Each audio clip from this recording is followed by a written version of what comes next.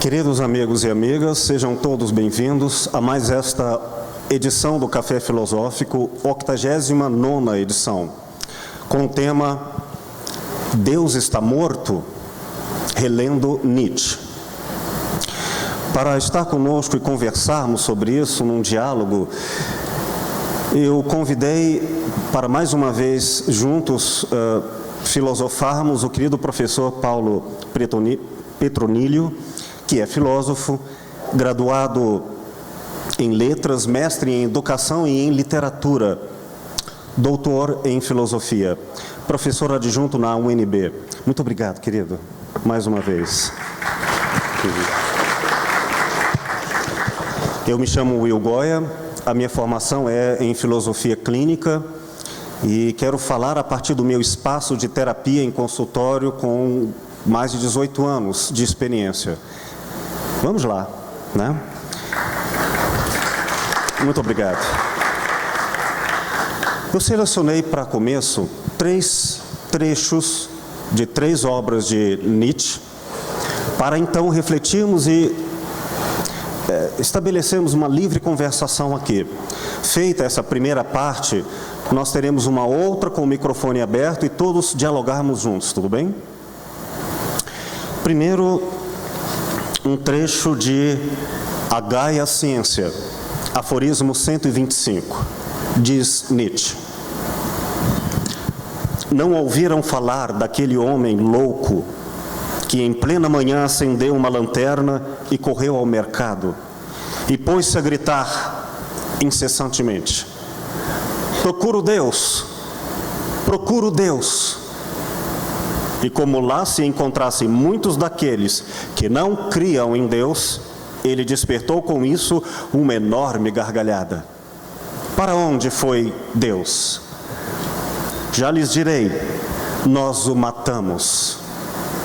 Você e eu. Somos todos assassinos. Mas como fizemos isso? Não ouvimos o barulho dos coveiros a enterrar Deus? Deus está morto. Deus continua morto e nós o matamos. Como nos consolar a nós assassinos entre os assassinos? O mais forte e mais sagrado que o mundo até então possuíra sangrou inteiro sobre os nossos punhais. Quem nos limpará desse sangue? Forte Nietzsche, né? Um outro trecho, um recorte de Assim Falava Zaratustra, capítulo 7º, Ler e Escrever, onde ele conclui o capítulo dizendo assim: eu só poderia crer num Deus que soubesse dançar. E quando vi o meu demônio, pareceu-me sério, grave, profundo e solene. Era o espírito do pesadelo. Por ele caem todas as coisas. Não é com cólera, mas com riso que se mata. Adiante, matemos o espírito do pesadelo. Eu aprendi a andar, por conseguinte corro. Eu aprendi a voar, por conseguinte, não quero que me empurrem para mudar de sítio. Agora sou leve, agora voo, agora vejo por baixo de mim mesmo, agora salta em mim um Deus.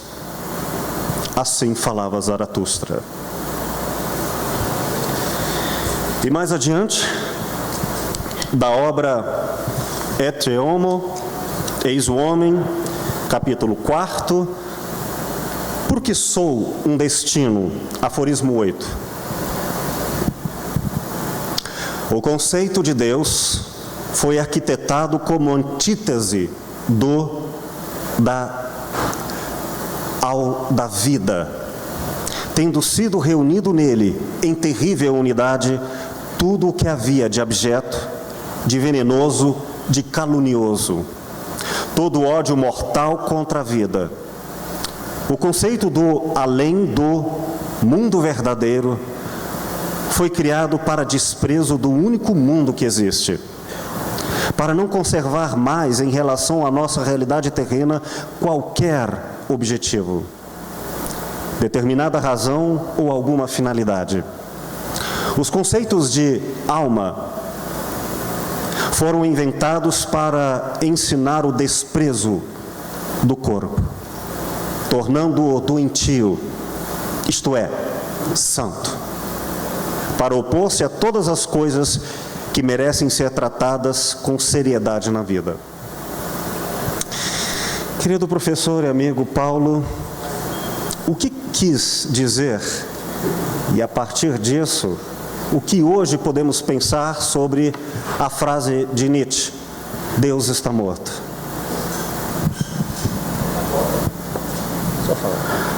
Bom, antes de mais nada, de tentar pelo menos responder, eu acho que mais do que responder, criar incógnitas, condição e possibilidade para que nós possamos fazer uso do pensamento, no próprio pensamento, seria nós voltarmos ao próprio Nietzsche para fazermos a pergunta, devolver à própria filosofia nietzschiana aquilo que lhe é inerente. Então, eu gostaria de agradecer o Will mais uma vez pelo convite, é uma alegria estar aqui num tema tão instigante, polêmico como esse, e agradeço a todos por estarem aqui junto conosco, nesse instante que se eterniza entre nós. E é uma alegria, eu acho que agradecer com alegria é algo bem nietzschiano, né? Porque eu lembro que tem um conto do Guimarães Rosa, A Margem da Alegria, que faz parte das primeiras histórias, e nesse conto, um menino nas alturas, ele olha para baixo e depara com um peru imperial, ele se abre todo para o menino, e o menino começa a rir, num riso frenético, numa alegria revolucionária. Então é uma alegria um pouco parecida com essa, porque acho que a alegria é um forte sintoma de que Deus está morto. Porque para afirmar a alegria é preciso dizer, Deus está morto. Então eu acho que em Nietzsche, eu acho que antes de mais nada é importante eu perguntar como é que Nietzsche apareceu na minha vida e como é que essa questão, que é a poética, multifacetada, problemática, ela de fato me afeta, né? Quando eu comecei a estudar Nietzsche, eu estudava ainda o Nietzsche na sua juventude, que era um Nietzsche que nos ensinava a filosofar a golpe de martelos, né? Era um Nietzsche preocupado com os estabelecimentos de ensino, um Nietzsche educador, e fez severas críticas aos estabelecimentos de ensino de seu tempo. E ao falar para os alemães, ele parece falar para uma sensibilidade pedagógica bem de nosso tempo, que é da urgência de formação de professores, que devemos educar a nós mesmos, contra nós mesmos e contra toda a cultura que nos foi inculcada. Acho que aí nós tivemos uma forte transvaloração voltada para o nascimento de um novo tempo, de uma nova cultura. Depois, em 1871, 72, com o nascimento da tragédia, nós tivemos uma outra transvaloração, né? O nascimento do espírito trágico, apoiado nesses duplos impulsos da natureza, que é o apolíneo e o dionisíaco. Quando Will retoma o próprio Zaratustra dizendo que acredita num Deus, e esse Deus, ele sabe dançar, esse Deus é o Zaratustra, ele é o próprio Dioniso, né? Ele é o legislador dançarino, né? O afirmador da própria vida. Então Nietzsche, ele surge aí, embaralhando os códigos, de certa forma, dessa tradição, dessa representação platônico, socrático, cristã, séria. E é impossível não ler Nietzsche e filósofos pós ele, como Derrida, Deleuze e Michel Foucault, sem dar boas gargalhadas. São filósofos da suspeita, são filósofos que colocam em xeque toda essa representação clássica e, ao mesmo tempo, nos coloca para pensar nessa contracorrente, a partir dessa contracorrente da representação. Então, sem dúvida, a expressão Deus está morto é a que mais se desenha em nossa cabeça e cria, de certa forma, um alvoroço muito grande. Evidentemente, longe de mim, eu acho que Nietzsche não gostaria de um pensador que desse uma resposta a priori, até mesmo porque Nietzsche é a favor de um tipo de leitor lento, ruminador de ideias, farejador de ideias, ler sem pressa e evitarmos, inclusive, darmos respostas apressadas a uma questão que o próprio Nietzsche não tenta necessariamente responder, mas ele joga uma espécie de bomba, ela explode e tenta ver quem sobreviveu. Só os fortes de pensamento. Então eu poderia dizer que o Nietzsche, quando ele, nessa fase, por exemplo, da Gaia Ciência, eu acho que é importante nós tentarmos perceber o sentido que essa expressão ocupa na Gaia Ciência, e depois ela é retomada no Zaratustra, se inclusive essa expressão, Deus está morto, ela não ocupa uma outra dimensão, já que Nietzsche, ele é um pensador extremamente problemático no sentido de provocar em nós, leitores, um certo desconforto ao ler a sua filosofia, né?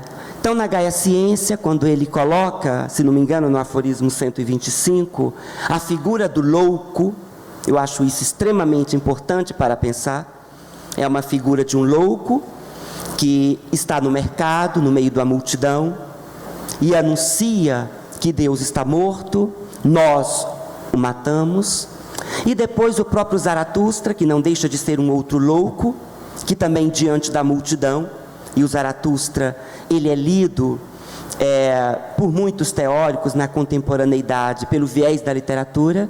Nietzsche é aproximado muito mais de um Beckett, de um Kafka, do que dos próprios filósofos, dessa representação platônico-socrática e cristã. Nietzsche, então, ele coloca a questão. Quando ele diz que Deus está morto, ele opera, a meu ver, sua mais radical transvaloração de todos os valores. Ou seja, transvalorar para Nietzsche significa reconstruir novos valores de vida, de mundo, de arte e de cultura. Transvalorar significa inverter os valores que até então foram concebidos por um pensamento metafísico, que nós acreditávamos até então que existia um mundo superior, e esse mundo é melhor, que é o mundo do bem, o mundo perfeito, o mundo da verdade, né? E esse mundo inferior, que é o mundo sensível, é o mundo falso, o mundo verdadeiro, e o mundo perfeito está lá. Então Nietzsche, contestando de forma veemente essa representação dogmática que nós criamos em torno de um pensamento que sempre acreditou que existe um céu para os conceitos, que eles estão fixos. O próprio Nietzsche, no Crepúsculo dos Ídolos, ou Como Filosofar com Martelo, que foi traduzido pelo professor Marco Antônio Casanova, ele vai dizer que o filósofo, ele deve criar conceitos e persuadir o outro a utilizá-lo. E essa expressão, o próprio Deleuze vai retomar depois, dando esse novo estatuto à própria filosofia, que a filosofia é uma arte de criar, de fabricar, de inventar conceitos. Nesse sentido, a expressão Deus está morto significa, acima de tudo, um apelo a um processo de criação e reinvenção de novas possibilidades de vida. Se possamos, de fato, afirmar que somos espíritos livres, esse espírito somente será livre quando ele se libertar dessa seriedade que foi lançada a ele, quando ele se lançar no mundo e afirmar a vida. Vida esta que foi negada a todo instante. Nietzsche, então, apesar de muitos lerem de forma apressada o Nietzsche como um dialético, um negativo, Nietzsche é um filósofo a favor da vida. Por isso que em nenhuma outra filosofia, arte e vida se conjugam como em Nietzsche. Essa questão apresentada por você, querido professor Paulo, é interessante. Eu gostaria de partir um tanto da linguagem do senso comum para esclarecer alguns equívocos muito banalizados a respeito de Nietzsche. Não que eu entenda, porque filósofo, vocês sabem, a gente nunca entende. Eu nasci filósofo e sei que eu não me entendo, então está tudo bem. O fato é que Nietzsche não é propriamente um ateu. Como se o discurso de Nietzsche fosse antirreligioso, como se ele fosse uma espécie de teólogo no qual Deus, a ideia do Deus, fosse a ideia mais importante. É antes disso. Ele quer dizer que precisamos pensar antes sequer de um Deus. Antes. E não depois, como se ele tivesse que ser primeiro um Deus, para depois morto e depois algo que virá. Quero dizer que Deus está morto não significa ele existia, portanto uma tese de existência, para depois uma tese de assassinato, um sniper atirou em Deus, ele morreu e agora estamos vivendo o pós-mortem. Isso não faz sentido para Nietzsche. O que ele está dizendo é, a ideia de Deus sequer existe, antes de ela ser morta, um Deus verdadeiro a ser morto. E o que significa a ideia de Deus? Não estamos falando de qualquer ideia, de uma ideia específica, uma ideia cristã, mas não estamos falando de uma ideia originalmente cristã, na origem o próprio Cristo. Aliás, Cristo, que é uma denominação judaica, daquele que é o enviado, o iluminado. Não estamos falando, vamos falar mais próximo de Nietzsche, de Jesus, mas propriamente do cristianismo e da ideia do cristianismo, tal como ela chegou até Nietzsche. Se formos falar, portanto, em um outro cristianismo, ou mil e outras leituras, poderíamos redefinir uma discussão que Nietzsche não fez entre Nietzsche e religiosidade. Porque, de princípio, vamos falar que Nietzsche fala sim em Deus, um Deus bailarino, um Deus que ele retoma entre várias fontes anterior a Sócrates, como era cultuado na Grécia. Um Deus que era vivido e cultuado não por meio de uma prece que racionalizada separava o mundo bendito entre superior e inferior, no qual viveríamos a miséria de uma vida inferior, cárceres de um estado de inferioridade da alma e do corpo. Não, mas de um Deus, daí ele cita Dionísio, que é cultuado para a festividade, a fertilidade da terra. E assim as orgias, as bebidas, as danças eram antes de um eu embriagado, como poderíamos falar hoje de uma pessoa que toma cerveja e fica embriagado e é um eu tórpedo, confuso. Estamos falando em uma época em que o conceito de eu não havia nascido. Era um eu tribal. O conceito grego, antes de Sócrates, não havia o conceito psicológico de eu interior. Era um eu misturado com um sentido festivo. Por isso que, à semelhança do que hoje podemos lembrar o candomblé, me permitem as diferenças, um ritual no qual há um Deus e não um espírito de. E esse Deus, ele não é pessoal, ele é da terra, ele é da vida, ele é Gaia, ele é de todo o ser, ele é da água, ele é da terra.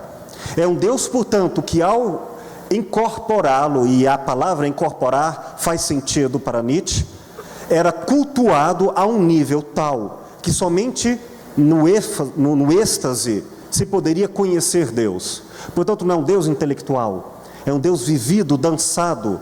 E este Deus, que só é acessado pela intensidade do gozo, da euforia, é que eu não alcanço Deus, eu sou Deus misturado em um panteísmo com tudo. Eu, Deus, a terra, somos todos unidos. Não há mais separação entre o eu, mesmo que psicológico, mesmo que de grupo, e a terra. E aí sim, é um Deus que é profundamente de vivência. Um Deus tão vivente que ele só pode ser pensado, cultuado religiosamente, se não for pelo pensamento, mas pelo corpo. Um Deus ato. É a partir daí que nós vamos falar Deus está morto. Se formos falar numa espécie de Deus a partir de Jesus, Nietzsche vai deixar bem claro que há dois mestres, há dois tipos de moral, a moral dos mestres e dos escravos. E o mestre é aquele que obedece à própria vida, não própria como exclusão do outro, mas própria como nossa pulsão do instinto, que não mata por ódio, porque antes do valor, da sociedade, da propriedade, é Deus a pulsão. E um outro Deus, que é o do egoísmo, que é o da apropriação, que é o da ideologia e do pensamento. É nesse sentido que o Deus do cristianismo foi, agora usando uma interjeição, pelo amor de Deus, qualquer coisa que, para nem falar em teologia, foi no mínimo anticristão. É bom citar talvez um dos mais famosos cristãos da Idade Média, o vampiro Drácula, o conde Drácula, que matava, empalava, destruía em sangue completo em nome da igreja, de Deus. Ou seja, como é possível um cristianismo que mata em nome do amor, do perdão, da gratuidade, do sorriso?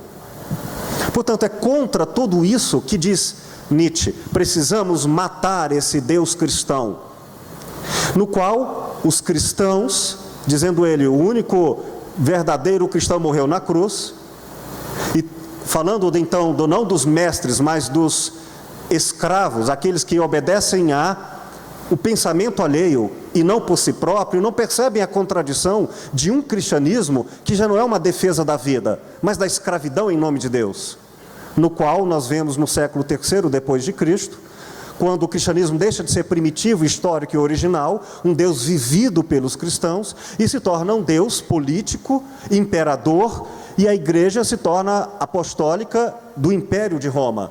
É contra todo esse Deus, que é uma plena contradição e morte à vida, um Deus que não é mais o Deus do amor, e aqui não é o amor erótico, é o amor da doação, porque a essência do cristianismo, eu nem estou falando agora em versos ou a favor do cristianismo, mas a essência do cristianismo é doação sem reciprocidade, sem negociação, é amor de doação, e disso Nietzsche também fala, um amor que não espera troco. Pois bem, como matar esse amor cristão, pérfido e anticristão originalmente? Se o Deus dos cristãos, no qual Nietzsche conhece não só bem por ser um intelectual incomum em toda a história da humanidade, como tendo em seus pais religiosos, pastores, e um Deus de pecado e não um Deus de absolvição ou antes de julgamento. Esse Deus no qual precisa estar morto, precisa ser assassinado, não assassinado com ódio. E concluindo essa minha fala inicial, quando Nietzsche diz Deus está morto, ele não quer representar a mesma semelhança do parricídio cristão, em que a gente mata Jesus, encarnação mitológica de Deus, feito humano, e depois arrependidos da vergonha de matar o ser perfeito, ficamos eternamente pagando uma dívida que nunca é paga, porque em torno da culpa não é possível produzir vida. Por isso que, através de uma religião que não foi fomentada no amor e na alegria, mas na culpa e na vergonha, e portanto na acusação daqueles que não são perfeitos, é preciso matar, não como matamos a Nietzsche, matamos a Jesus, com ódio, com perseguição e com vergonha de um homem livre. É preciso matar, como matar Deus? Ele diz claramente, com um riso. Não é o riso do cinismo, da ironia, o riso que é sacana e invejoso. É o riso do gozo tão autêntico e tão verdadeiro que, repito, à semelhança do amor originalmente cristão, penso eu, é um riso originalmente sem correspondência e negociação. É um riso do qual, independente de ter algo em troca, eu rio pelo gozo de viver de mim em oferta ao mundo. Por isso, o próprio Zaratustra chega a afirmar que é preciso rir pelo menos 10 vezes ao dia e tornar o riso santo. É um riso esquizo, uma alegria extremamente revolucionária. Não é à toa que a própria Gaia Ciência, que também é Gaia, né, um saber gay, um saber alegre, né, ou seja, um saber de pura afirmação da vida. Ou seja, a expressão Deus está morto é uma afirmação que quer dizer, a meu ver, a vida precisa ser afirmada. E quem afirma a vida? Quem dança. Não é à toa que o próprio Zaratustra tem um momento em que ele vê algumas dançarinas dançarem e elas param. E aí o Zaratustra olha e diz: por que paraste de dançar? É em tu que vejo a vida. Ele olhou para a própria dança. Ou seja, filosofia em Nietzsche, com Nietzsche, se faz com dança. No momento em que a bailarina começa a dançar e revela a sua leveza, ela é tomada pelo frenesi da alegria. Ali está a morte de Deus, porque há a afirmação da vida. Quando o DJ cria um set, ali está a própria morte de Deus, porque o que o DJ faz é lidar com a sujeira, é lidar com a fronteira, com a mixagem. Ele destrói, demole, né, a música original, suja, mancha e desmancha. E a partir dessa mixagem, dessa mistura, ele quebra, né? Porque Nietzsche é isso, ele é um dinamitador de alicerces, dinamitador de ídolo. Então o que o DJ faz é desconstruir totalmente a noção de música original e faz uma mixagem. Ele lida com uma sujeira. O DJ é um vagabundo, ele é um nômade, o DJ é um errante, é um transgressor, é um xamã, é um maldito, ele é um rebelde. Ele coloca em suspeita o que se tem. Ou seja, um bom DJ, aquele que nos conduz a uma boa vibe, ele precisa criar uma bela mixagem, um belo set. Eu acho que está aí um exemplo, se é que nós possamos fazer uma leitura contemporânea da morte de Deus. O DJ é o próprio assassino de Deus, porque ele cria, ele inventa, ele faz uma sujeira, ele lida com uma fronteira, ele borra, né? Ele faz uma outra coisa surgir, essa coisa que ele cria. Por isso que cada DJ tem sua própria identidade. Esse é o seu set, e a gente reconhece aquele set naquele DJ. Eu acho que tem tudo a ver, né? Eu acho que o DJ é a anulação, porque o DJ é a própria subversão, é a transgressão, é o que transfigura corpos em pista e provoca o desejo. O dionisíaco ali está, o barulhento Dioniso ali está fundindo os corpos e confundindo, metáfora dionisíaca por excelência, a confusão, né? Então eu acho que uma boa balada seria um momento forte para nós percebermos essa decadência, né? Essa desterritorialização da noção de um, a favor de uma noção de múltiplo, a favor do ser, em prol a um vir a ser, né? Então eu acho que tem tudo a ver para nós pensarmos esse Nietzsche, que é um dançarino e que faz esse dançarino urgir em nós. O dia que nós perdermos o dançarino que existe em nós, nós perderemos o sentido da vida como acontecimento. Nós perderemos o sentido da vida como evento. Deixe esse dançarino dançar em você, esse legislador dionisíaco, porque é assim, dançando, que possamos afirmar a vida. Por isso, a vida ativa o pensamento, e o pensamento, por sua vez, afirma a vida. Existe uma unidade complexa entre o pensamento e a vida. Matar Deus é assumir pensamento e vida como uma unidade. Nada mais se separa, ser e não ser, verdade e falsidade. Tudo isso é colocado em xeque quando nós assumimos a vida em sua imanência, o seu amor fati, o seu amor ao destino, e assumir a vida no que ela tem de mais bela e encantadora, e também no que ela tem de mais trágica e aterrorizadora. Essa é uma forma de matar Deus, é assumir a vida no que ela tem de mais exuberante, e também no que ela tem de mais triste e caótica. Vocês veem que para falar de Nietzsche é preciso uma cachaça emocional, né? Falar de Nietzsche, ou pensar a partir de Nietzsche, ou pensar com Nietzsche, mesmo que seja contra Nietzsche, seja como for, exige cuidados.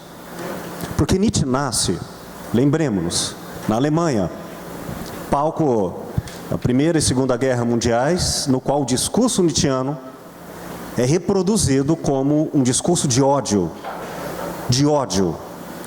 como se a ideia do além do homem, inicialmente por muitos traduzidos como super-homem, representou, no próprio nazismo fez isso, como o raça ariana superior contra os outros. Mas em Nietzsche não pode haver uma relação de superioridade ou inferioridade, como a semelhança de um céu e uma terra, e, portanto, nem entre homens superiores ou homens inferiores. Mas quando falamos em Nietzsche, eu pelo menos quero distinguir dois grandes equívocos. Segundo eu entendo, claro, minha opinião.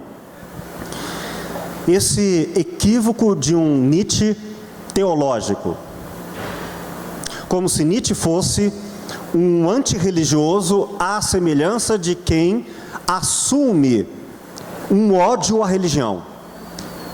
Ora, seria estranho dizer que a religião, dentre elas o cristianismo, por exemplo, que acendeu a alma privilegiando contra o desprivilégio do corpo, odiando a vida, seria um Nietzsche que odiaria a religião.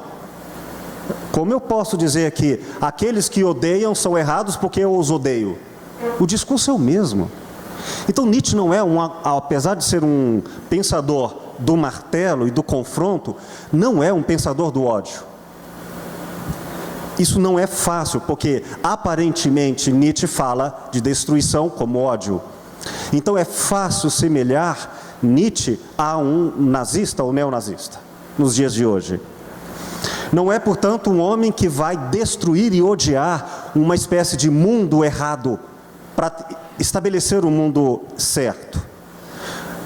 Outra coisa, se falamos de um Nietzsche que recusa a ascensão da alma do mundo puramente abstrato e de um outro mundo que não este, não vamos, por outro lado, afirmar um Nietzsche que é exatamente outra religião, utilizado pelos hedonistas, pelos que querem somente a todo custo e até ao fim da vida viver, não como se fosse o último dia da vida, mas viver com desdém à vida, como quem usasse cocaína, bebesse e fosse à farra sem respeitar a vida, como se a vida fosse sem valor, que é desde a orgia da droga, a orgia do sexo, o desinteresse na pulsão da vida, ou o consumismo do shopping center com cartão de crédito sem consequência e irresponsável em sociedade. Porque quando Nietzsche fala em amor à vida, não é amor só ao prazer, é amor ao destino, como bem colocou o professor Paulo. Significa amor à morte, amor ao sofrimento, é amar a vida, seja como for, na dor e no prazer. Se houver dor, que seja uma dor que traga uma alegria de viver.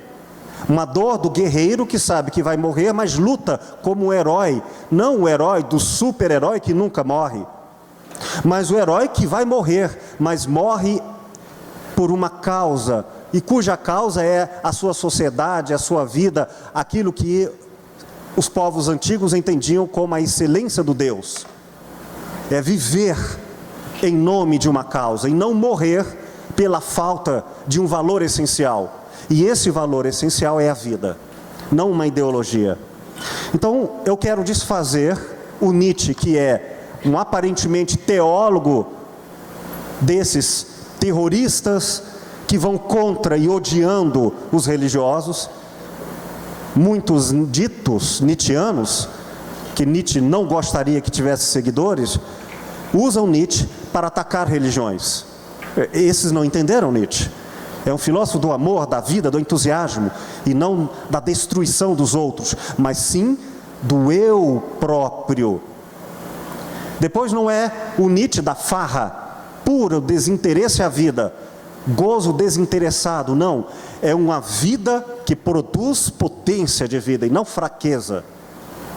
Nesse sentido, é um equívoco. Agora eu queria falar de outro. Um outro grande equívoco, um Nietzsche mais filosófico de fato, um Nietzsche mais profundo, pouco acessível.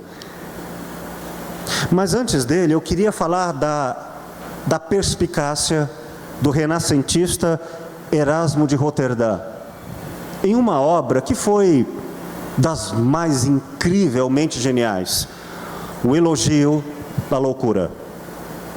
Imaginem, um representante da igreja falar mal do Papa, no início do Renascimento, é pedir para morrer. Ele não só falava mal do Papa, mas ele dizia coisas muito pesadas, como, por exemplo, o Papa era o lobo que devorava as ovelhas.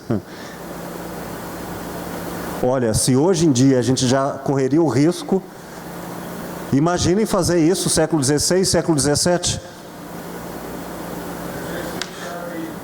Então, quando ele faz uma elogio da loucura, para ele fazer uma profunda crítica ao falso cristianismo, ele tem que fazer uma crítica racional, começando assim: esta obra foi feita por um louco, por favor, não deem atenção a mim, eu que escrevo a obra sou um louco. Se alguém parar o seu tempo para criticar um louco, só pode ser mais louco ainda. Então, com a crítica contra si mesmo, ele permite que a obra seja divulgada. Genial! Como você pode derrubar o desequilibrado se ele já está desequilibrado? Então, a tese da humildade profunda e às avessas fez criar um gênio.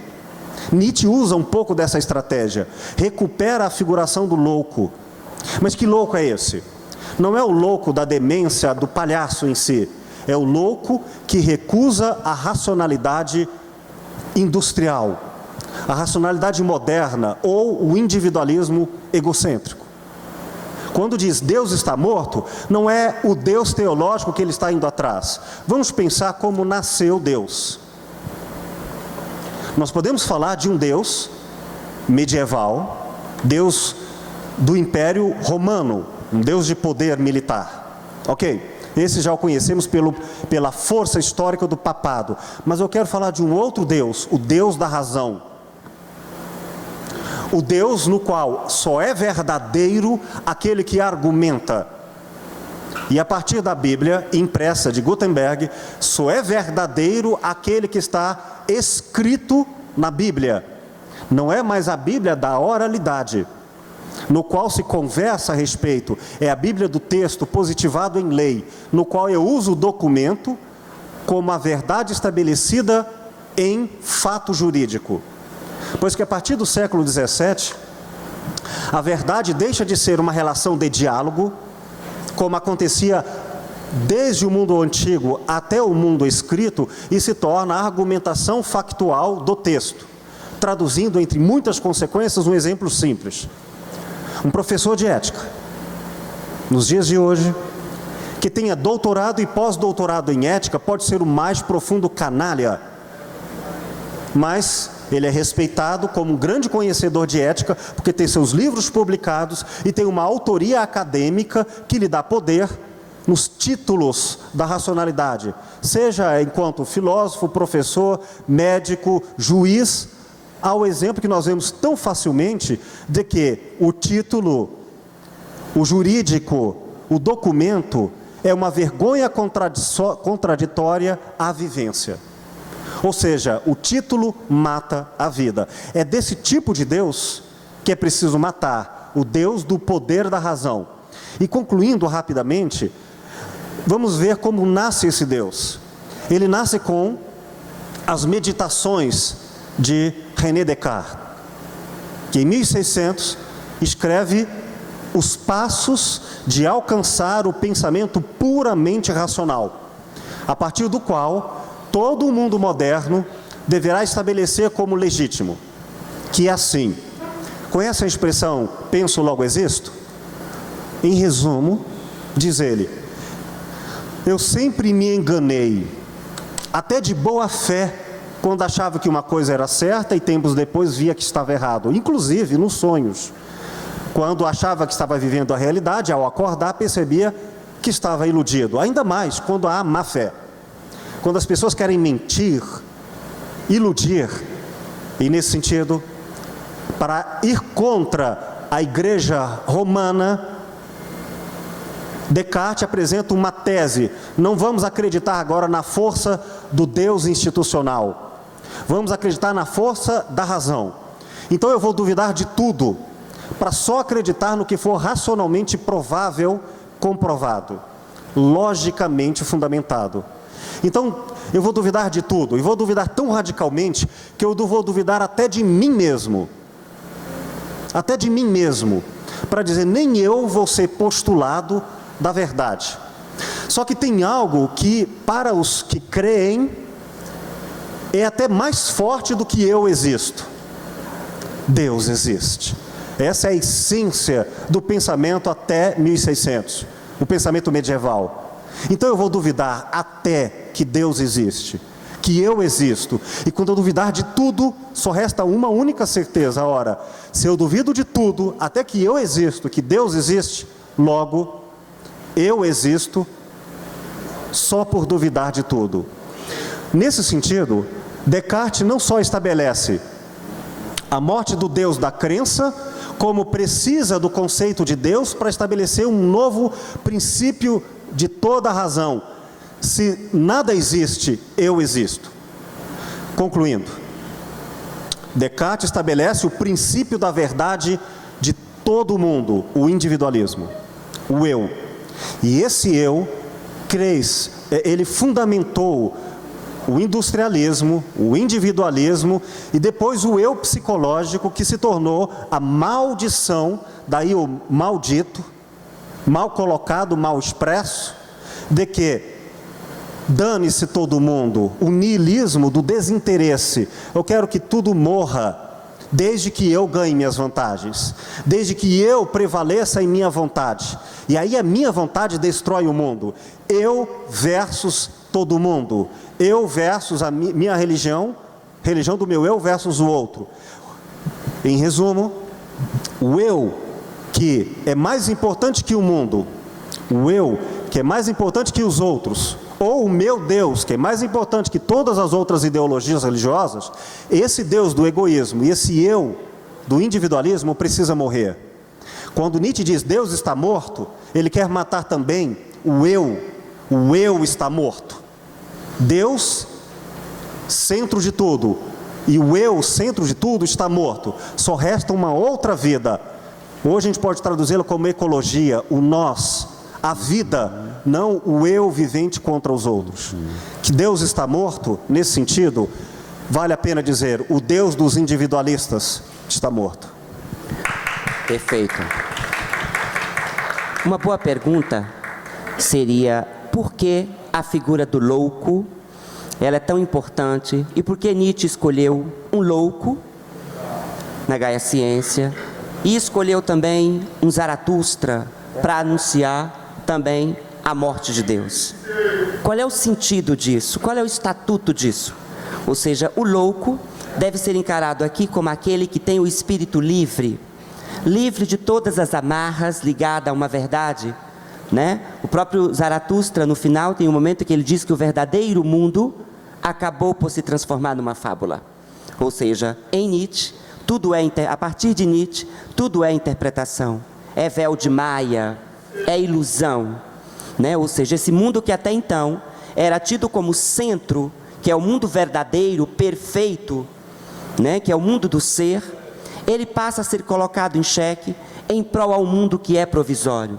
Ou seja, amar a vida, né? Assumir a morte de Deus, significa assumir essa vida que é precária, essa vida que é efêmera, essa vida que é acontecimento, que é evento, né? É nesse sentido que o próprio Nietzsche assume no Zaratustra, tanto que em Equiomo tem um momento em que Nietzsche diz: quem compreender a palavra dionisíaco não precisa da refutação de Platão, fareja a decomposição. Ou seja, o Dioniso é o legislador dançarino, é o Deus que urge em nós e que nos faz afirmar duplamente a vida. E o próprio Nietzsche lembra que o Dioniso tinha uma esposa, a namorada Ariadna, aquela que se enforcou. Ou seja, Nietzsche diz, Dionísio e Ariana é a afirmação de um duplo sim à própria vida.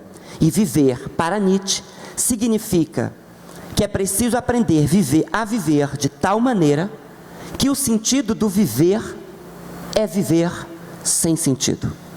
Ou seja, se até então nós estivemos dentro de um pensamento reto, cartesiano, buscando um sentido para a própria vida e deixando a própria vida de lado, Nietzsche vai dizer, é preciso assumir a vida como um traço fundamental de tudo que é, de tudo que existe. E a vida aqui deve ser compreendida no que ela tem de mais exuberante, de mais complexa e também no que ela tem de mais caótica. Não é à toa que o próprio Zaratustra, que eu acho importante retomarmos essa figura essencial, quando começa a narrar as suas 3 metamorfoses, ele começa narrando de como o camelo se transforma em leão, de como o leão se transforma em criança, e a criança é a abertura para a tragédia. E o que isso tem a ver com a morte de Deus? O que a criança tem a ver com o trágico? Porque a criança, vai dizer Nietzsche, revela esse signo da alegria, da leveza, do descompromisso, da brincadeira, né? O Dioniso também é jogador. Por isso que Dioniso marca a primeira transvaloração dos valores em Nietzsche. Porque Dioniso é fractura, é quebra, é mobilidade.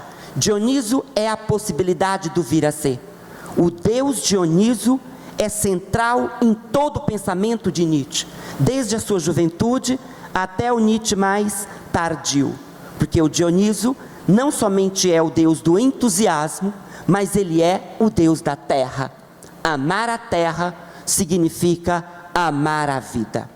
Então é esse Nietzsche, amador da vida, que nos impulsiona a inventar novas possibilidades de vida através do demônio, da criação e da reinvenção.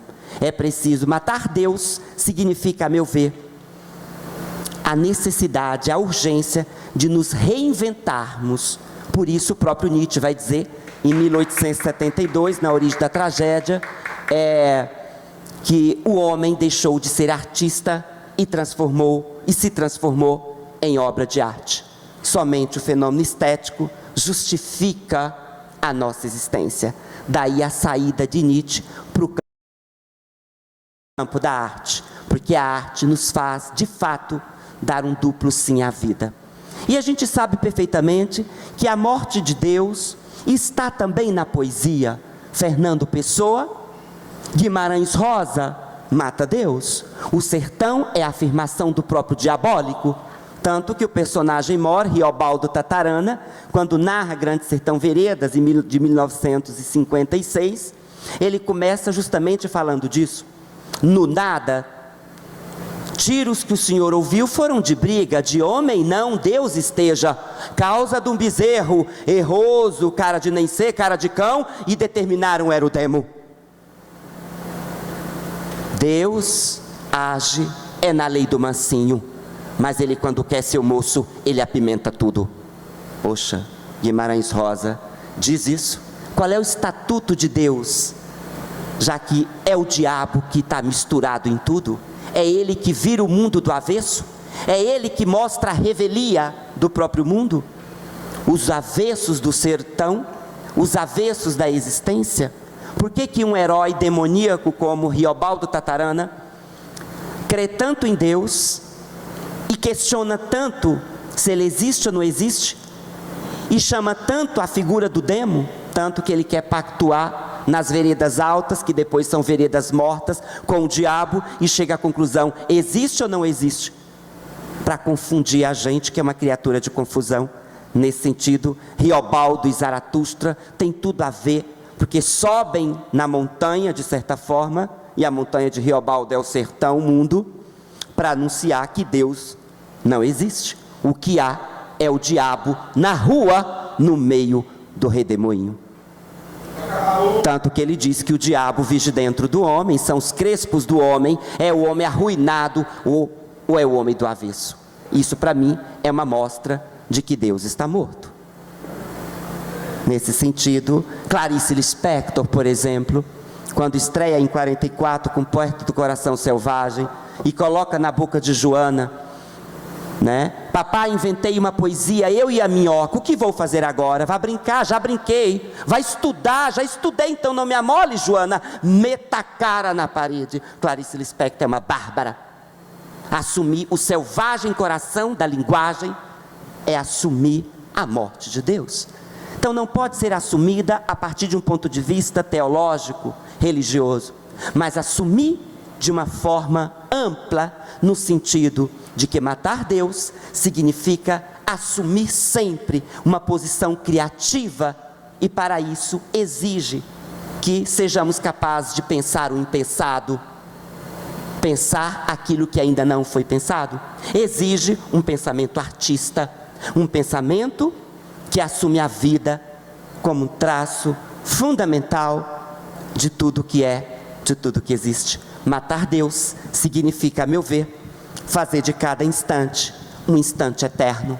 Isso é eterno quando se vive com prazer.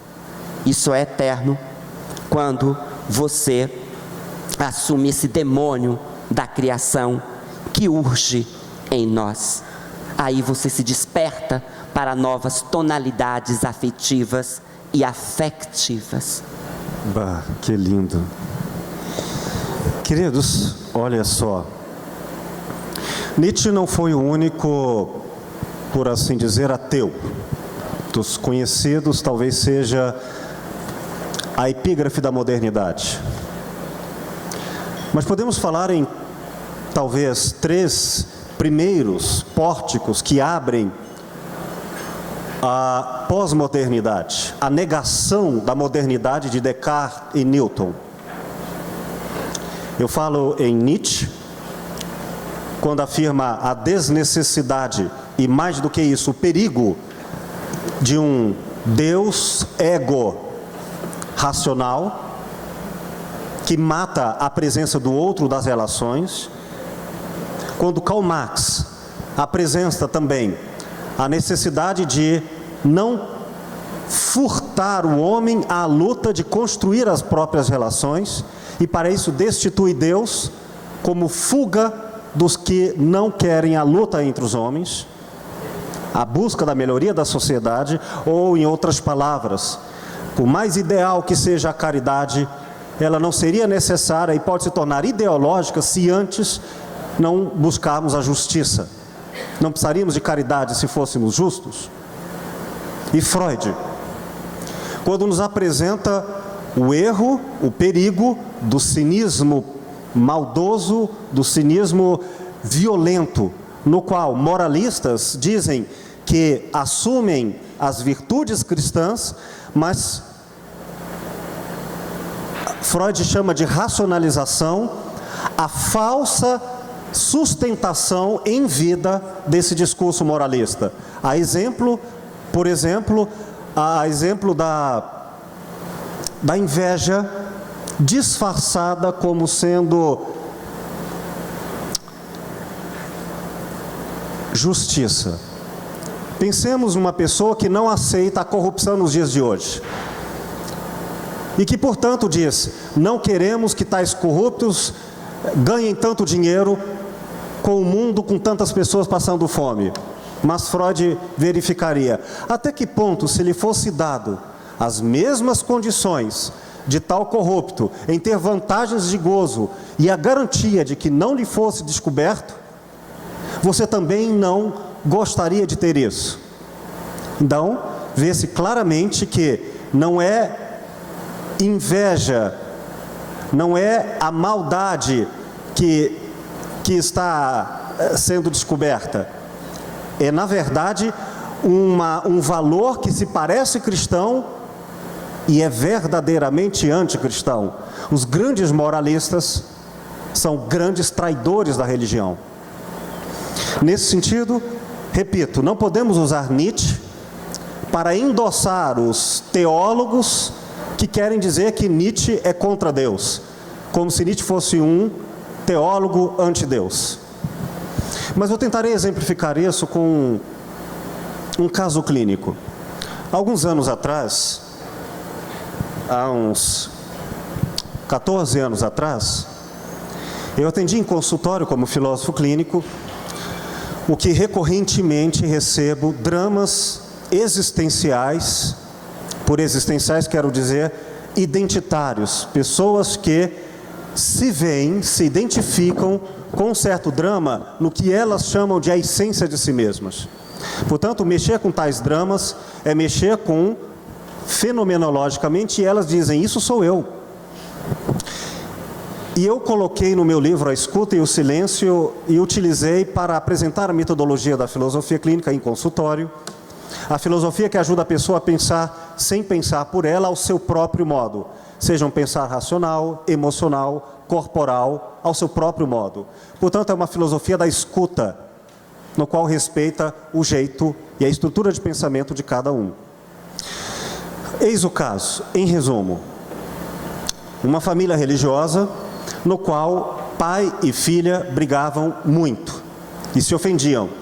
Mas chegou um ponto em que o pai teve cirrose. Foram poucas semanas após uma crise que o levou ao hospital que ele veio a óbito. Mas neste período estavam pai e filha brigados. E a mãe estabelece a seguinte proposição para a filha: você vai matar seu pai de desgosto, vai lá pedir perdão a ele. E ela: não, ele errou, não é porque ele está doente que ele está certo, ele tem que pedir perdão para mim. E não fizeram as pazes, o pai morre. Ela estabeleceu, não apenas psicologicamente, mas existencialmente, ela cria de toda a sua alma, de todo o seu coração e seu corpo, que ela matou o pai.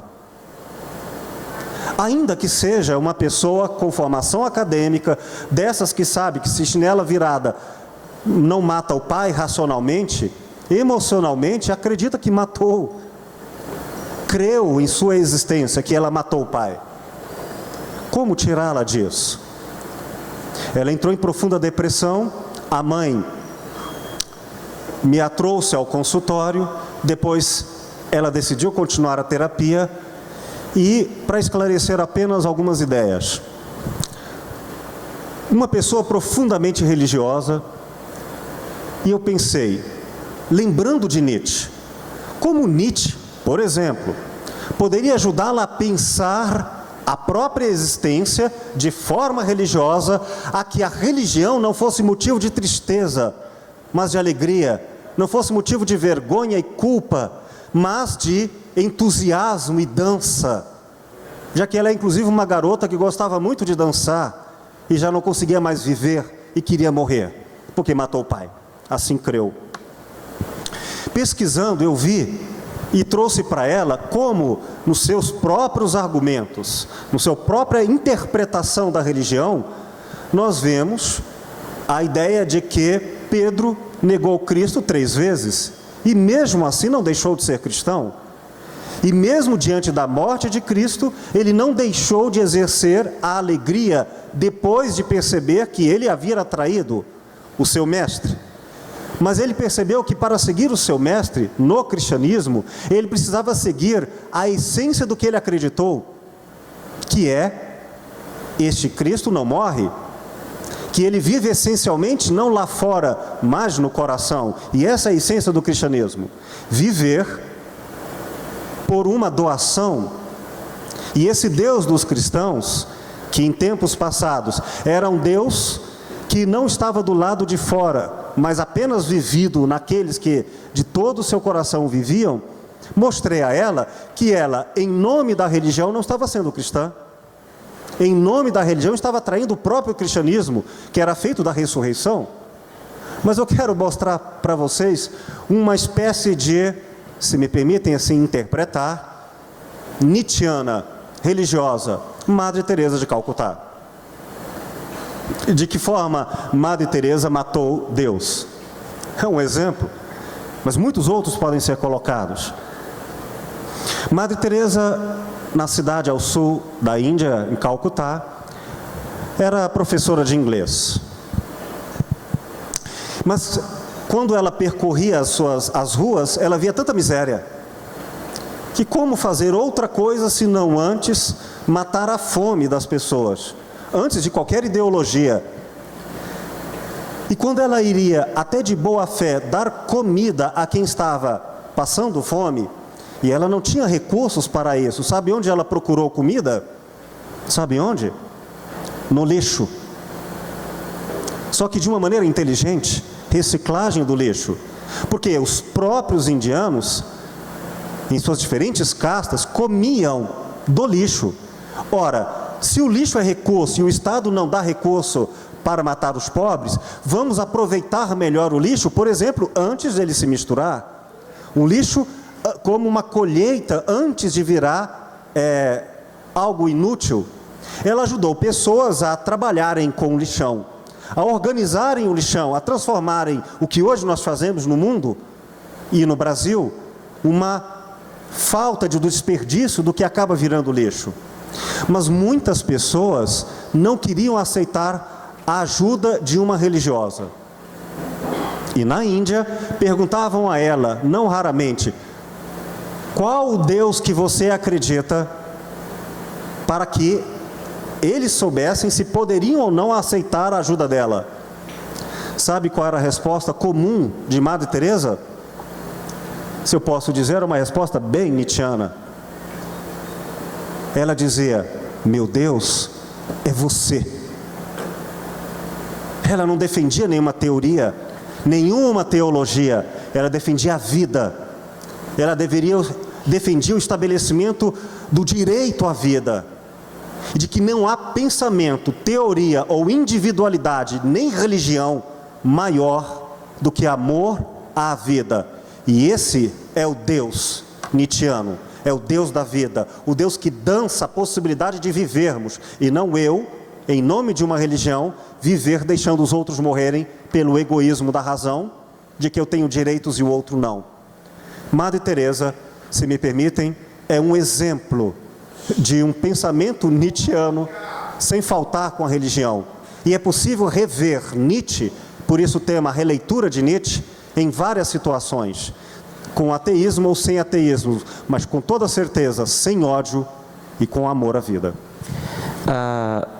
Antes de encerrar minha fala propriamente dita, Nietzsche, ele é extremamente interessante, justamente por isso, ele é extremamente polissêmico, polifônico, plural, suscetível de várias leituras, de várias interpretações.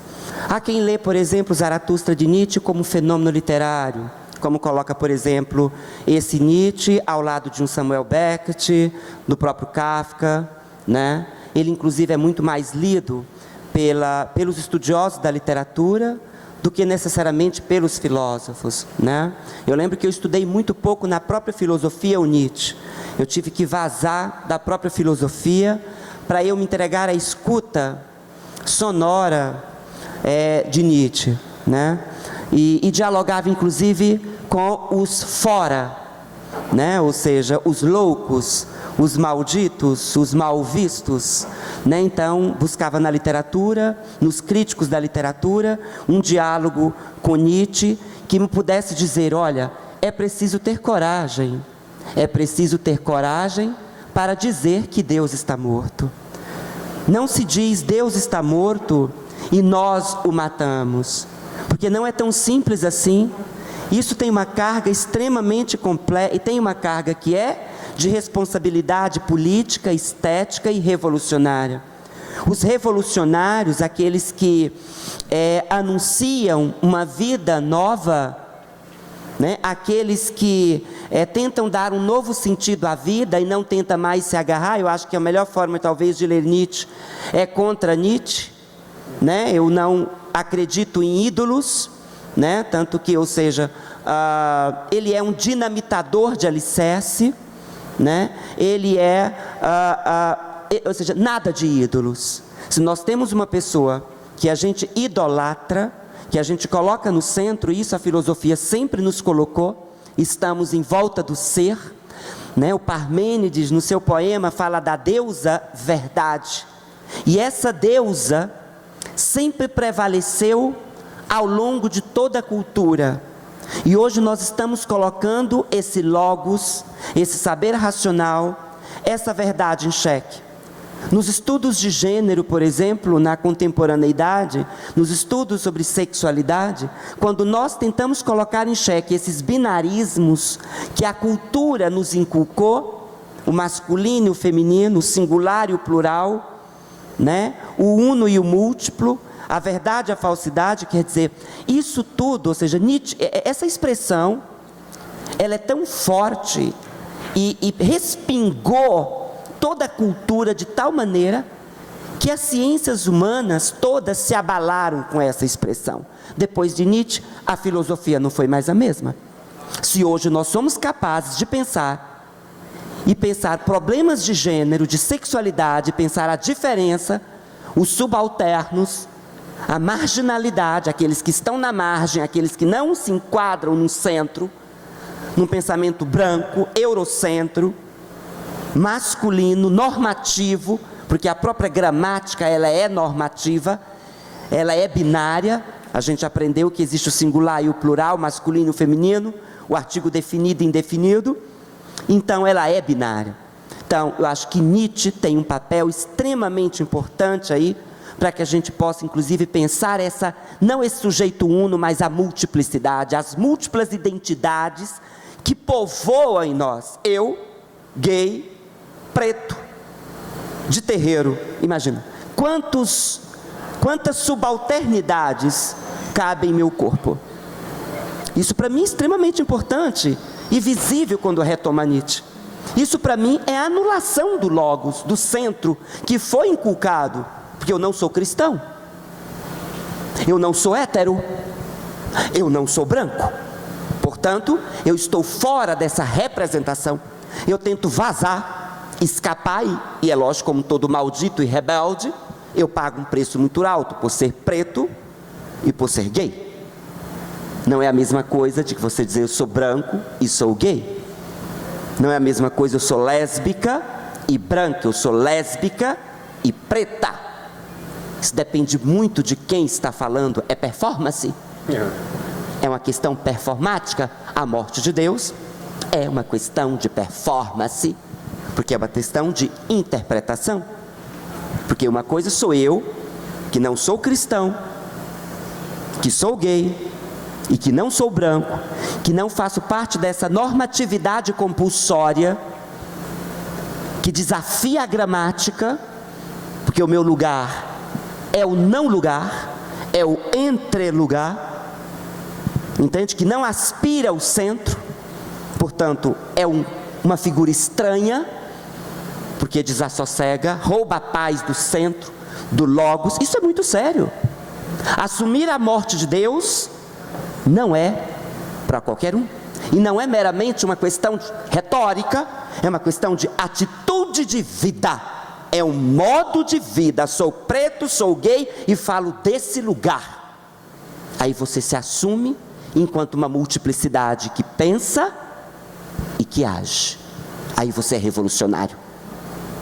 Assumir a morte de Deus significa: eu posso ser quem eu quiser, eu posso me reinventar a todo instante, porque eu sou espírito livre.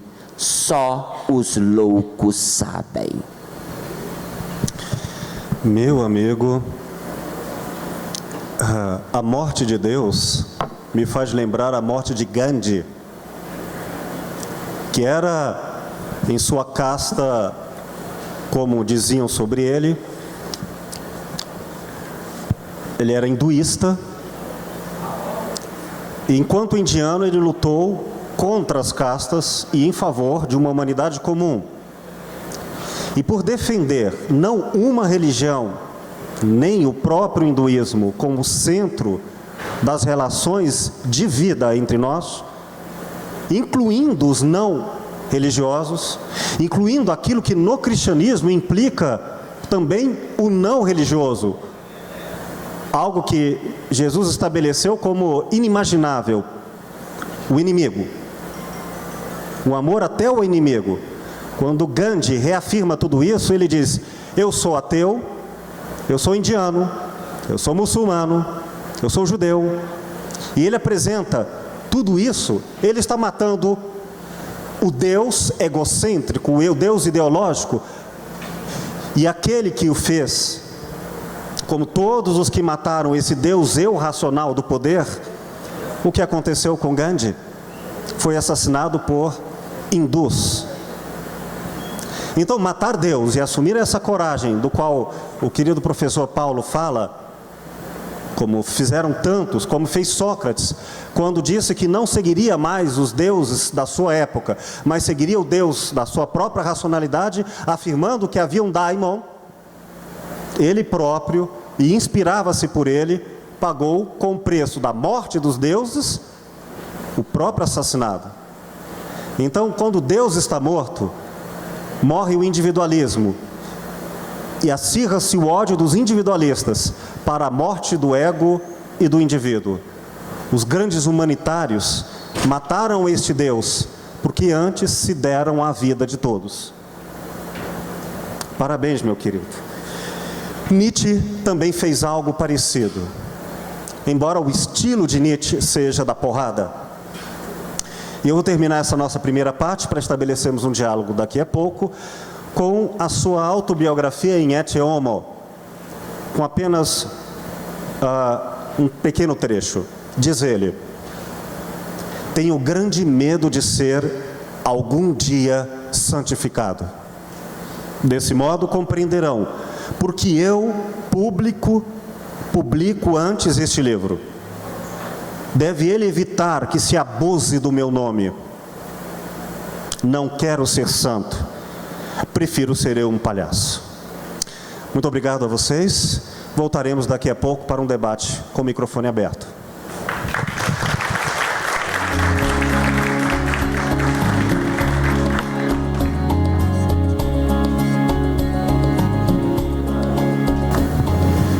Queridos, retomando agora a segunda parte da 89ª edição do nosso Café Filosófico,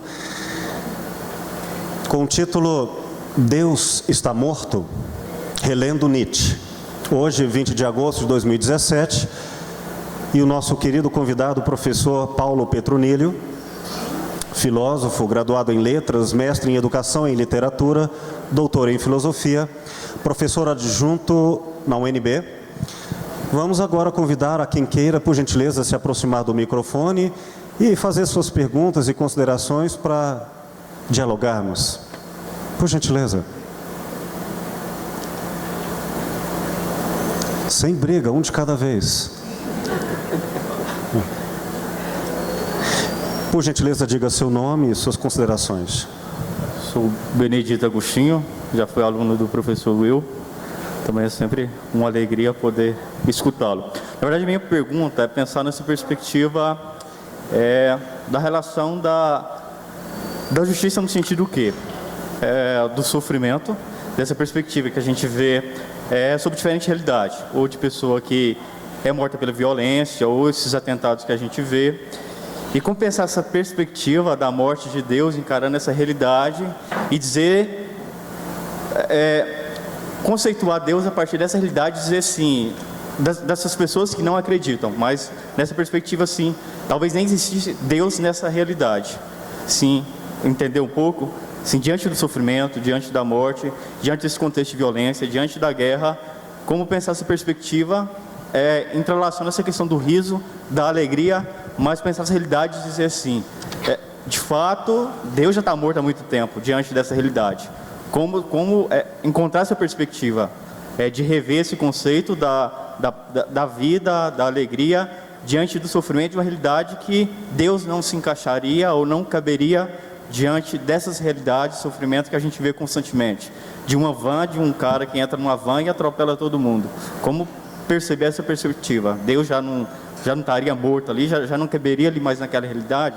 Então, como pensar essa perspectiva do sofrimento, mas esse Deus que morre porque tem que expressar essa alegria, esse riso, mas ao mesmo tempo a realidade que Deus parece que não se encaixa ali, a alegria não se encaixa, a vida não se encaixa e tudo vai nesse desande assim. Como pensar essa realidade? Não sei se me fiz entender ou se ficou meio, acho que sim, meio querido. solto. Obrigado, Benedito.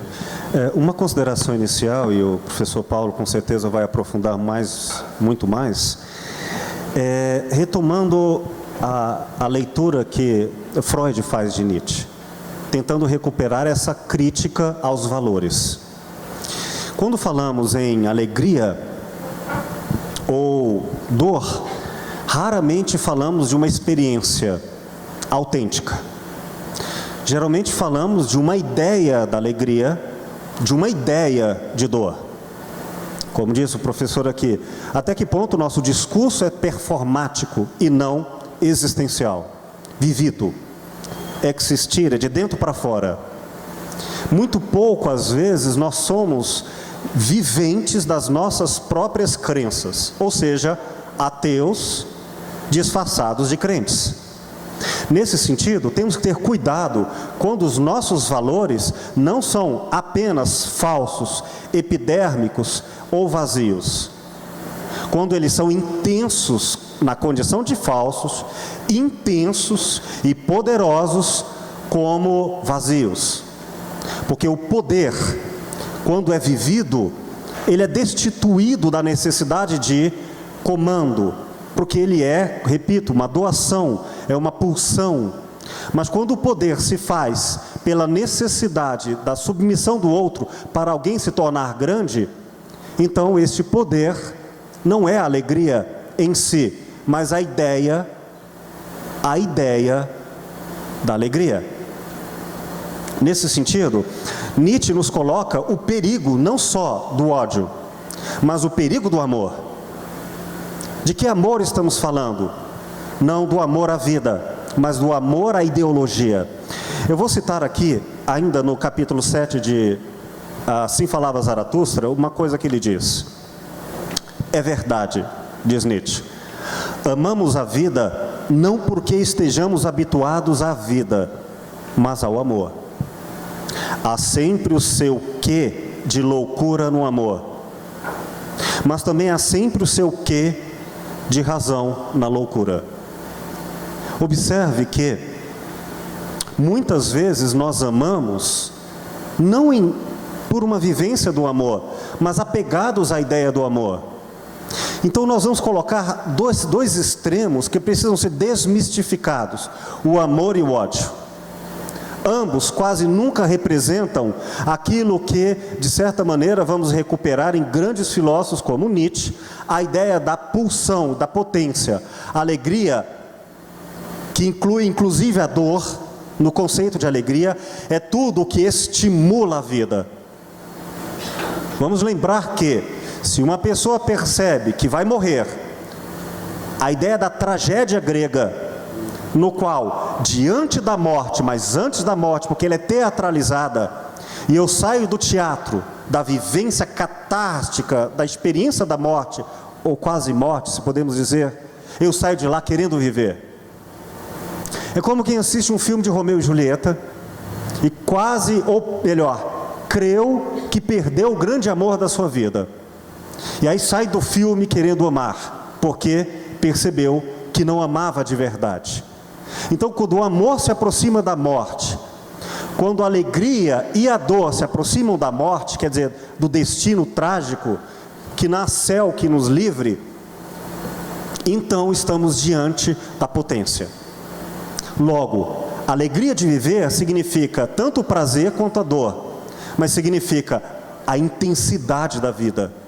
E não pode haver intensidade da vida matando os outros para se engrandecer. Simone de Beauvoir, Simone Weil colocava isso, eu acho que esclarece de maneira simples, que poder é essa capacidade de transformar um homem em um cadáver. Acho que Nietzsche concordaria com isso. Se houver amor à vida, ele jamais transforma a vida em cadáver. É nesse sentido que, onde houver destruição e exaltação do prazer, a morte do destino, a morte da vida. Porque o prazer imortal, o prazer que dane-se os outros, quero gozar só eu, não há morte. As pessoas vivem como se nunca fossem morrer. Isso é hedonismo, isso é amor. E isso não é o amor à vida, isso é morte. É o prazer sem vida. O prazer sem vida é o cínico. E o prazer e a dor sem esse amor é o desejo e o sofrimento sem formar vida. Nesse sentido, eu não sei o quanto isso pode ajudar a repensar, mas você está certo que, de um lado, Deus não pode existir nos discursos religiosos terroristas, mas também não pode existir no discurso capitalista e consumista de que eu vou viver e gozar a vida sem me interessar pelos outros e pela potência da vida. A vida é uma potência diante da morte. Acho interessante, Benedito, né, sua provocação, porque isso me leva a uma fase do Nietzsche que foi voltada para o grego, né? Quando ele lembra, por exemplo, a tragédia grega, Édipo Rei, a cena trágica, porque que Nietzsche retoma na sua juventude, na origem da tragédia, a cena, né, de Édipo, que ficou com sua própria mãe, assassinou seu próprio pai, né? Ou seja, Nietzsche mostrou essa situação para dizer, bom, o grego sentiu e viveu as dores e os horrores do existir, né? E sentiram a necessidade de criar da arte para tornar a vida mais suportável e digna de ser vivida. Era uma forma de dizer, a vida é dor, a vida é sofrimento, a vida é trágica, a vida é arbitrária, mas mesmo assim é preciso continuar vivendo. Ou seja, então, Nietzsche vai dizer, a arte, então, para Nietzsche, nesse sentido, é uma espécie de tônica vital, é uma forma de embelezamento da própria vida, é uma forma de dizer, a vida precisa ser vivida, e se somente o fenômeno estético, artístico, justifica a nossa existência, nós precisamos inspirar modos de viver, criar modos de viver, né? E nos superarmos. Acho que esse espírito de superação de si é extremamente nietzschiano, no sentido de afrontar o seu próprio destino, como foi o próprio Édipo, que afrontou o seu próprio destino, né? Eu acho que tem a ver com essa atitude cruel, né? Esse apetite pela vida. Eu acho que é isso que Nietzsche, principalmente o Nietzsche, leitor de Schopenhauer, né? Quando ele diz a vida é vontade, a vida é representação, né? A vida é véu de Maia, né? Ou seja, assumir essa política da vontade de potência, essa política da vontade de poder como arte e como reinvenção de si. Por isso a figura do Dioniso é fundamental, porque a vida também não é só festa. Alguns leitores que leem Nietzsche como o festeiro dos festeiros, quer dizer, não é. Dioniso é também destruição. Dioniso é criação, Dioniso é festividade, mas Dioniso também é destruição, porque depois de muita festa vem o vazio, né? Depois de muita criação, depois de muita bebedeira, depois de muita orgia, vem também a destruição, o excesso, a festa, o dilacerador dionisíaco, né? A orgia, todo isso que engrandece a vida, isso também enfraquece a própria vida.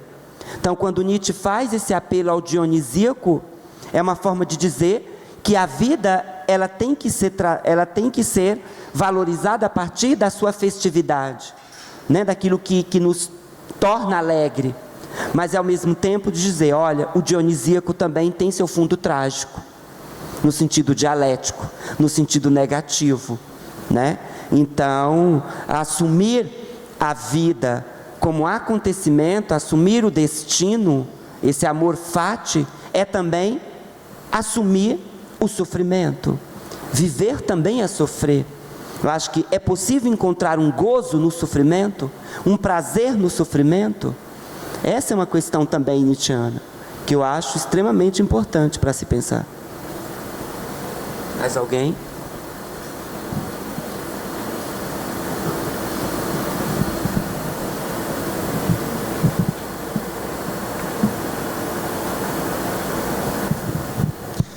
Questões sobre Nietzsche? Nietzsche não gosta muito de silêncio, acho que ele não gostava muito de silêncio. Ou de timidez? Quando você fala, querido, e assim, por favor, querendo se aproxime do Nietzsche, leitor de Schopenhauer, eu também penso no Nietzsche, leitor de Spinoza. Para quem, ao invés de estabelecer os critérios de certo e errado, malditos pela razão, mais claramente ficam estabelecidos os princípios da alegria e da tristeza. Isso me dá alegria? Isso me diminui a vontade de sorrir? Ou esta dor, esta lágrima, aumenta o meu conatos, a minha conexão com Deus, que é a própria vida e não para além da vida? Ou isso me tira a vontade de viver? A potência de Nietzsche, retomada pela tônica em suas palavras, no conatus, na alegria de Spinoza. Isso é interessante porque a alegria, para mim, é um dos temas mais importantes que existe em Nietzsche. Acho que a alegria aparece em basicamente todos os textos dele. Eu acho que com muita força no Assim Falava Zaratustra, né? Eu acho que a alegria traduz justamente esse signo de leveza, de afirmação da vida, né? Acho que Nietzsche é contra esse espírito ressentido, esse espírito triste, a favor de uma alegria que se traduz como uma força revolucionária, né? Acho que assumir que Deus está morto, é preciso ser alegre suficientemente para isso. Vocês conhecem essa pergunta tão repetida como um teste de sabedoria, cuja resposta óbvia desconcerta? Qual a maior certeza da vida? A morte. Pois Nietzsche vai dizer, mentira. Mas Renato Russo vai cantar, se você realmente soubesse que fosse morrer, você não viveria do jeito que vive, desperdiçando o amor aos pais, o amor aos filhos, o amor às relações. É porque você não acredita na morte, que vive como um imortal egocêntrico, confundido com Deus, em que o indivíduo é o centro do universo. A morte significa Deus. Deus está morto, quer dizer, a morte está viva. Viver a morte é essencialmente cultuar a vida. E não só a morte do corpo, a morte dos relacionamentos, a morte como apego. A morte do desejo de o conceito de eu se assegurar a um objeto e dizer, eu gosto disto. E aí isto não é mais uma coisa, representa o atrelamento, a implicação do meu eu. Se eu perco aquilo diante do qual eu me apego, eu também perco a crença do meu próprio eu. Imagina então que é um individualista, no mundo do eu, a partir de Descartes, do mundo moderno, perder coisas é perder o ser. Então, quando o eu morre nas coisas, morre Deus, porque o nosso Deus é um Deus de apego. Quando a morte surge como vida, como forma de vida, ou forma de desapego, ou forma de morte do eu, renasce, vive a alegria e a dor, o ser e não o ter. Nesse sentido, Deus está morto a vida morre, mas não morre a própria vida. Quer dizer, a vida não é o limite entre o nascimento e a morte. A vida é o ciclo contínuo de todas as coisas que não precisa do eu para que as coisas vivam. Eu morrerei, não a vida. Então, que eu não mate a vida só porque eu vou morrer. Só porque eu vou perder as minhas coisas, que eu não mate os outros. Por isso, aquele que vive no sentido nietzschiano é aquele que deixa morrer o que é chegado à sua hora, que desapega aquilo que o capitalismo fez como crença da propriedade, da privatividade e da crença essencial do eu. Deus está morto? O capitalismo está morto. Isso também.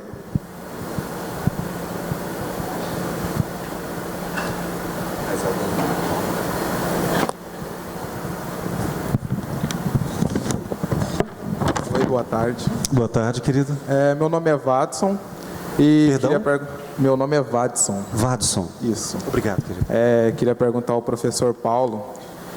Eu me atentei muito à sua fala quando você diz que é gay, que é negro, e imagino eu que sua vida tenha sido uma vida de descobertas, uma vida de superação de várias coisas, e fiquei imaginando onde que o pensamento filosófico influenciou para você ser o que você é hoje.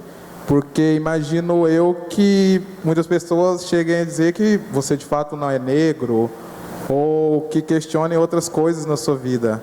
E gostaria muito de saber até onde o pensamento filosófico foi para formar o que você hoje, para o que você é hoje. Muito obrigado. Obrigado, Watson. Eu acho que essa pergunta ela é bem nietzschiana, né? Quando Nietzsche fala como se torna aquilo que se é. Evidentemente, acho que a gente carrega a nossa formação, aquilo que nos afeta, ela nos desenha no mundo, né? Tem uma frase do Edgar Morin, num livro chamado Meus Demônios, pela Bertrand Brasil, e ele diz assim: eu não vivo de uma torre que me separa da vida, eu vivo do redemoinho que me joga na vida, na minha vida. Abomino tudo que é puramente intelectual. Tudo que a gente vive deve servir de substância para a nossa vida pessoal e ao mesmo tempo de grão para o nosso moinho analítico. Hannah Arendt fala algo parecido na Condição Humana, traduzido por Roberto Raposo, quando ela diz que tudo que adentra o mundo humano e para ele é trazido pelo esforço humano, entra imediatamente na nossa condição humana. É evidente que essas leituras, essa formação, tudo isso foi impondo em mim uma maneira de ser, um ethos, uma visão de mundo, uma maneira de pensar, uma maneira de agir. E é lógico que antes de ser afetado por essas epistemes, né, eu já tenho um mundo, né, eu tenho uma história de vida, tenho uma construção imagética, visual, sonora. As pessoas olham para o meu corpo e já apontam, né? Tem alguns sintomatologias nietzschianas, alguns signos em mim, e o outro aponta e já me enquadra, me enclausura em determinado lugar. É pobre, é preto, é isso, é aquilo, entende? Quer dizer, já é uma questão ligada à performance, porque o discurso ele é performativo, é da ordem do discurso também, né? E o discurso é política. Então eu acho isso interessante você dizer, porque é lógico, a minha maneira de ser, é lógico que tudo tem a ver com o meu modo de ser, as minhas escolhas, as minhas preferências teóricas, né? A rebeldia, a maneira como eu penso. E é lógico que todos nós pagamos preços altos. Você não acha que eu tenho colegas que me olham de banda, como é que esse cara entrou aqui? Né? Quer dizer, é isso, né? Se você é bendito ou é maldito, você paga também preços no mundo. Às vezes eu não sei o que é pior, se é ter nascido ou é saber que vai morrer. Então eu costumo dizer, sigam-me os maus, eu não vim para agradar, né? Eu vim para dinamitizar o pensamento, eu vim para provocar. E eu sou daqueles que acreditam que a filosofia, ela veio para atacar o disparate, atacar a imbecilidade em todas as suas dimensões, A filosofia que não ataca a imbecilidade, ela não é uma filosofia. A tolice, ela não é uma filosofia. Então eu assumo a filosofia como uma máquina de guerra contra o aparelho de Estado, contra essa norma que diz: quem é esse preto viado que pensa que é? Ou quem é essa mulher gorda que está falando? Então, depende muito de quem está falando. Eu assisti uma palestra uma vez com o professor José Jorge Carvalho, meu colega do DAN, lá da UNB, e ele, um homem branco, defendendo sobre cotas para negro. Ele foi aplaudido de pé. Poxa, que exótico, porque o discurso do homem branco já está legitimado na academia. A minha colega Luciene Dias foi dar uma palestra parecida, negra, lésbica, na Faculdade de Educação. Teve gente que saiu da sala, o mesmo tom da palestra. Por quê? Porque depende muito de quem está falando, do seu lugar de fala. Eu não estou aqui para ouvir essa lésbica preta falar, entende? Não, o discurso branco, europeu, eurocêntrico, esse discurso já está legitimado. E eu pago preços altos, porque eu vim de uma tradição que é a filosofia, né? E eu não tive professores gays, eu não tive professores negros, onde eu pudesse me reconhecer. Esses filósofos, todos homens, né? Então, quer dizer, eurocêntrico, logocêntrico, e agora eu, marginal, né, que ataca esse logos, me vejo assim, atacando essa representação, para eu tentar vazar, escapar, para eu ser livre dessas amarras, senão eu vou a vida inteira continuar na clausura, né? Achei extremamente, Watson, obrigado pela sua pergunta, porque eu acho que tem a ver com isso, as nossas escolhas.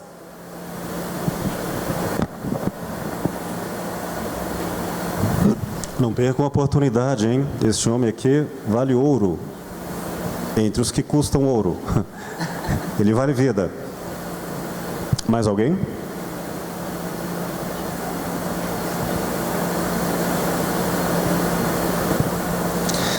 Paulo, querido, eu sou seu admirador há muitos anos, você sabe, porque você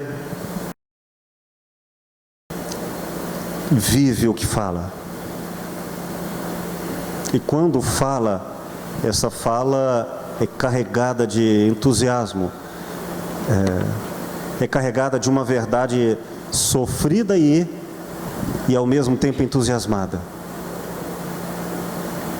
Por isso eu me lembro o tempo em que, como disse outrora, a palavra e a verdade não vinha do texto, mas do contexto.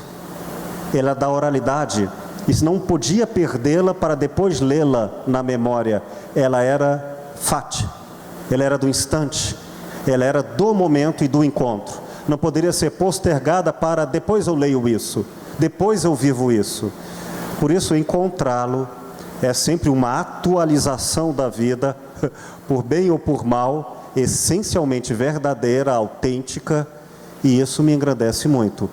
Posso dizer, se me permitem, expandir essa crença para todos, porque eu creio que muitos, como eu agora, se sentem maior e engrandecido do que antes desse nosso encontro, por tê-lo conosco. Muito obrigado.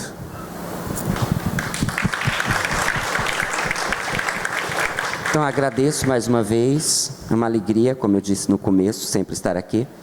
Eu acredito que a alegria, ela também me move, mas a raiva também me move, né? E a raiva também é um afeto, né? Eu tenho raiva também. Eu tenho raiva quando eu sou apontado. Eu tenho raiva quando eu vou para a boate e vejo que uma mulher negra está limpando o chão que eu piso. Eu tenho raiva quando eu olho por trás do balcão e vejo um negro me servindo. Entende? Eu tenho raiva quando eu vejo, né, que o pensamento branco, eurocêntrico, perpetua. Eu tenho raiva quando eu paro na porta de um banco com os meus amigos que são negros e um carro está na frente, aconteceu um dia desses, e o cara não saiu do carro enquanto a gente não saiu primeiro e foi resolver nossa questão. Então, quer dizer, isso diz muita coisa. Nós que a vida inteira desprezamos o corpo, e Nietzsche também fala para os desprezadores do corpo, e o corpo também é cheio de sintomas, né? Cheio de signos, né? Isso me volta a pensar. Nietzsche me faz pensar a golpe de martelo, porque ele me impulsiona a criar modos de vida. Mas, acima de tudo, ele me impulsiona e me inspira a pensar a partir de mim mesmo, enquanto ser no mundo. Daí eu desço um pouco daquele pedestal, daquele mundo da filosofia que foi colocado, e começo a farejar a partir do que vivo e daquilo que vibro no estar junto. Obrigado.